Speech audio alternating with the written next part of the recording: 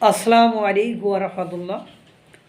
মুষলধারে বৃষ্টিপাত এবং মারাত্মক বন্যার সম্মুখীন হয়েছে সৌদি আরবের বিভিন্ন শহর। গাড়ি ঘোড়া দেখলাম সব পানিতে তলিয়ে গিয়েছে। আবহাওয়ার এই পরিস্থিতি আরও কয়েকদিন থাকবে বলে ধারণা করা হচ্ছে। মানে যে পরিমাণ বৃষ্টি, এরকম বৃষ্টিতে রাস্তায় পানি উঠে গেছে এবং ছোটো ছোটো প্রাইভেট কার এগুলো দেখলাম পানির নিচে তলিয়ে গেছে এবং যে পরিমাণ পানির স্রোত সেটা বলে শেষ করা যাবে না। মঙ্গলবারে দেশ জুড়ে বিভিন্ন স্থানে সতর্কতা জারি করেছে আবহাওয়া অফিস।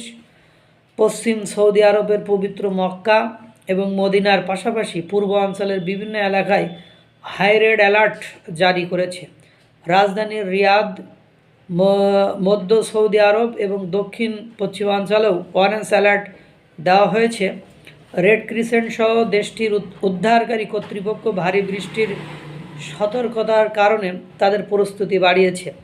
বৃষ্টির পানি জমতে পারে এমন এলাকা হতে দূরে থাকতে বলেছে সিভিল ডিফেন্স সার্ভিস। সৌদি আরবের এত বড় বন্যা এবং খুব নিম্নচাপের কারণে মারাত্মক পরিবেশ পরিস্থিতি, খুবই ক্ষতিকর অবস্থা। যদি একটা দরিদ্র দেশ হতো তাহলে দেখতেন সমালোচনায় বিমুখ হয়ে যেত, বলতো আল্লাহর গজব, এই সেই আগডুম বাগডুম ঘোড়াডুম কত কিছুই মানুষ বলতো। এখন ধনী দেশ তো, এই জন্য মানুষ আর এসব কথা বলে না।